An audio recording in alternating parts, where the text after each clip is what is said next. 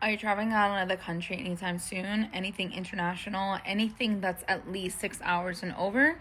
Then watch this video so I can give you guys some advice and tips on how to have a first class experience, in a sense, with sitting in economy.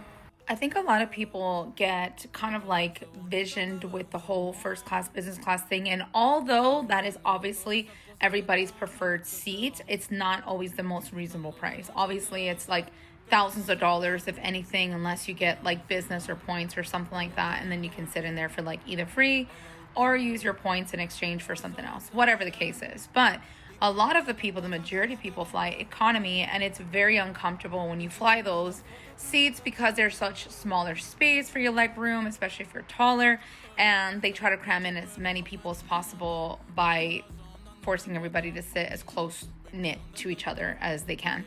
So my take on it, as someone that travels out of the country quite a lot, in a sense of, going different places like Thailand, Costa Rica, Brazil. I've been to Philippines and Fiji and so many other places.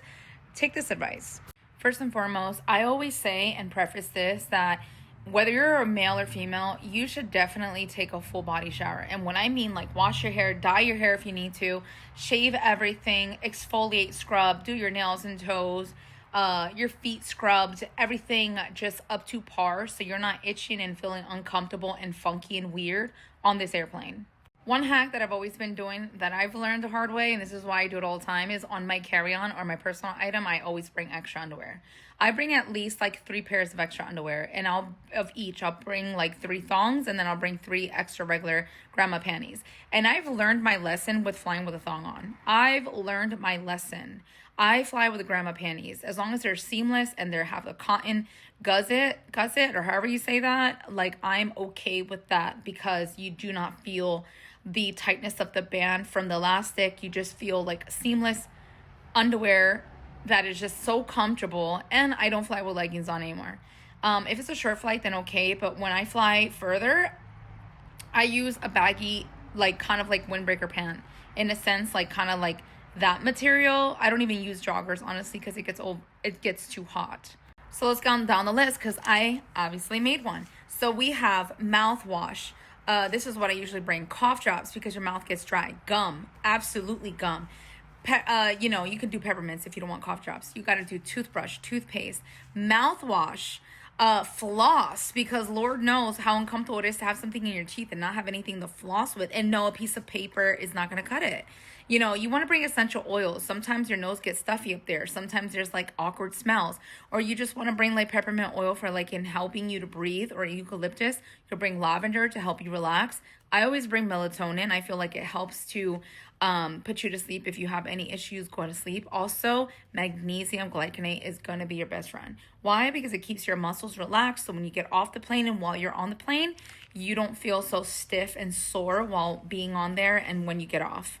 I always wear kind of like a tank top on the bottom and then like a thicker sweater on top or a hoodie, because you want to be able to have layers that you can take off. Sometimes the airplane gets really hot and stuffy and you want to have that short sleeve, but then again, you want something to keep you warm because airplanes, when they're flying out of the country, usually it's super freezing cold. So I always bring sanitizer and personal wipes. You want to be able to feel fresh and clean. Ones that are like water-based, for example, so you can use it for your face, you can use it for your body, and you can use it for your personal spots. And then if you want to turn it into a sanitizing wipe, all you got to do is use a sanitizing spray if you have that, or sanitizing wipes, and you kind of like spray the thing and like sanitize the whole seat and everything. And the seatbelt. A lot of people forget to sanitize the seatbelt. Yes. I always download music and download movies, and I also bring a book because I get tired of looking at my phone the whole time. Portable chargers is a must because you cannot rely on those airplane chargers for nothing. Of course, your vitamins, your vitamin C packs. You want to bring your electrolytes is a must. Compression socks is a must. I cannot stress this enough. Wear a sport bra, a comfortable one, or a regular bra, like a Spanx one that's kind of like no underwire one. You want to do that, or just wear no bra at all. Why not? Free the nipple, right? And then you want to do like some perfumes for yourself because you want to be able to freshen up in between the flight. Hand lotion is going to be a must. You need it. I don't know about you, but I cannot be without hand lotion on my freaking hands.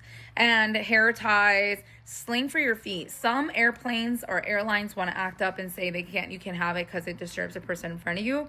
But I mean, it's not like you're going to be swinging on it like a hammock. You're just going to place your feet up there, especially if you're short like me and my feet does not touch the ground. So unfortunately, it's very uncomfortable for my knees and my lower back.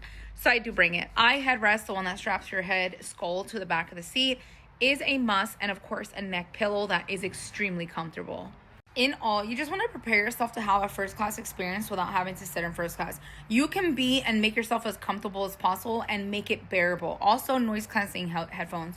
Bring something, because there is kids on the flight that be acting up, and the parents either don't even care and have zero consideration, which I personally think they should have airlines that 12 and under, the kids and the parents could be on that one. If you choose to go on a flight that doesn't have children on it, I think they should make that a thing.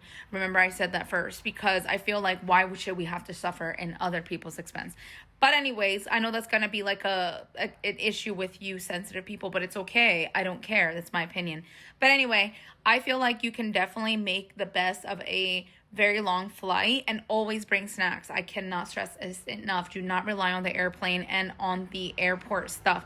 Bring your own stuff. Bring healthy stuff. Bring, stuff that you can munch on, sugar, sweet, savory, and healthy.